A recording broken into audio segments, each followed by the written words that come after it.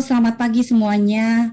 Pertama, saya ucapkan selamat datang dan selamat bergabung di Institut Teknologi 10 November, Kampus Kebanggaan Indonesia. Perkenalkan, nama saya Sri Fatmawati sebagai salah satu tim edukasi dan hubungan masyarakat di Satgas COVID-19 ITS. Kali ini saya akan menyampaikan tentang kesiapsiagaan dalam mengurangi resiko COVID-19 dalam lingkungan akademik ITS.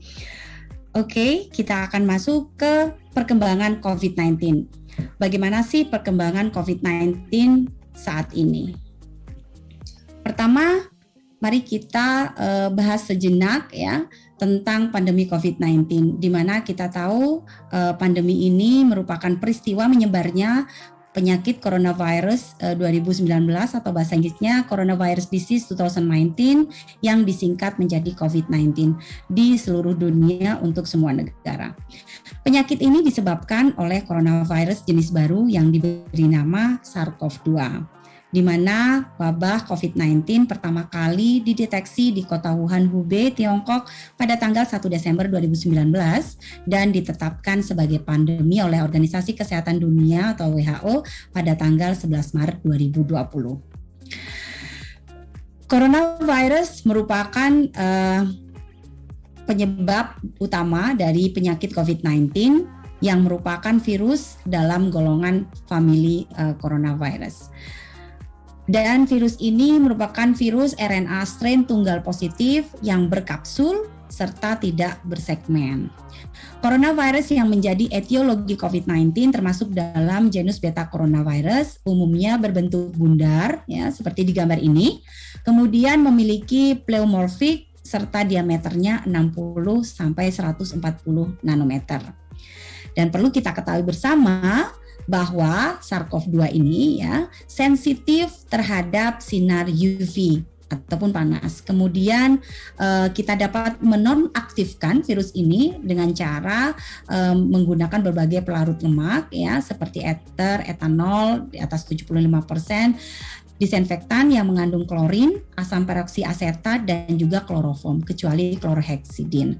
Jadi itu adalah beberapa hal yang dapat kita lakukan untuk menonaktifkan virus ini. Bagaimana perkembangan COVID-19 di dunia? Jadi saat ini kasus yang ada di dunia ya masih terus berlangsung ya. Ini untuk 14 hari ke belakang masih belum tersedia di WHO. Namun perlu kita lihat di sini bahwa total kasus di seluruh dunia itu lebih dari 200 juta. Dan total dosis yang telah diberikan untuk vaksinasi itu lebih dari 4 miliar. Artinya bahwa vaksinasi telah dilakukan di berbagai negara untuk mencegah terjadinya keparahan pada tiap-tiap negara di seluruh dunia. Oke, kita lanjutkan dengan perkembangan COVID-19 di Indonesia. Kasus yang ada di Indonesia, konfirmasi positif di Indonesia itu lebih dari 3,6 juta, di mana kematiannya lebih dari 100.000 orang. Dan di sini bisa kita lihat pada 27 sampai Juli ya sampai 9 Agustus ya, total kasus konfirmasi positif di Indonesia itu 3,6. Dan perlu saya sampaikan di sini bahwa dari total dosis vaksinasi yang telah diberikan di Indonesia sampai saat ini masih di bawah 10% atau 9,2% tepatnya ya. Untuk itu sangat diperlukan peningkatan laju vaksinasi pada seluruh lapisan masyarakat Indonesia sebagai bagian pengendalian pandemi ini. Terkait dengan itu, dengan meningkatnya berbagai macam kasus konfirmasi di positif COVID-19 di Indonesia, pemerintah memberlakukan pembatasan kegiatan masyarakat atau disebut sebagai PPKM. PPKM ini adalah bagian upaya ya untuk membatasi kegiatan masyarakat. Di sini bisa kita lihat di seluruh daerah di Indonesia itu mostly berwarna merah atau orange ya, di mana merupakan kategori 3 atau 4 ya, level 3 atau level 4. Ini adalah assessment situasi. Jadi assessment dari situasi di masing-masing daerah ada 4. Level 1, level 2, level 3, level 4. Apa sih sebetulnya level-level ini ya? Level-level ini tuh merupakan level yang diberikan pada suatu daerah berdasarkan jumlah konfirmasi positif pasien COVID-19, berdasarkan jumlah rawat inapnya dan berdasarkan jumlah kematiannya. Artinya bahwa jika termasuk level 1 di situ terjadi insiden rendah di mana kurang dari 20 orang per 100.000 penduduknya per minggu ya. Dan di sini bisa dilihat rawat inapnya kurang dari 5, kematiannya kurang dari 1 atau 0 ya. Dan langsung pada insiden yang sangat tinggi ya, level 4, jika kasus konfirmasi positif lebih dari 150 orang per 100 orang ya dalam seminggu dan jumlah pasien rawat inapnya lebih dari 30 orang per 100.000 serta jumlah kematiannya lebih dari 5 orang per 100.000. Artinya level-level ini diberikan untuk memberikan indikator daerah-daerah mana yang zona merah, zona orange, zona krem atau zona hijau. Dan bisa kita lihat tadi ya bahwa tidak ada satupun di Indonesia yang zonanya hijau atau level 1. Pada saat ini termasuk di Indonesia di Surabaya ya berlaku PPKM pada level 3 4 Jawa Bali. Dan hal ini mengakibatkan Surabaya dengan insiden yang ada ya jumlah kasusnya masih dalam level 4.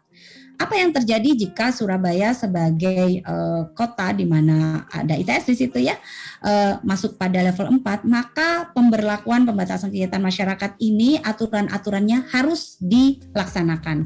Apa itu aturan yang harus dilaksanakan? Yang pertama yaitu yang perlu saya highlight adalah bahwa ketika kita masuk pada PPKM level 4, kegiatan belajar mengajar harus dilakukan secara daring. Oleh karena itu, kenapa ITS masih memberlakukan kegiatan belajar mengajar ini secara online.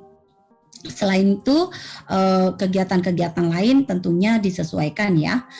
Dan ada beberapa aturan-aturan yang harus kita laksanakan untuk mengurangi jumlah paparan COVID-19 di masyarakat. Bagaimana caranya untuk mencegah? Ada 3T, ya, testing, tracing, dan treatment. Di sini nanti akan ada pembahasan lebih lanjut, apa sih 3T ini. Dan untuk mencegah pada pribadi-pribadi masing-masing termasuk adik-adik semuanya ya, pencegahan 5M plus 1M.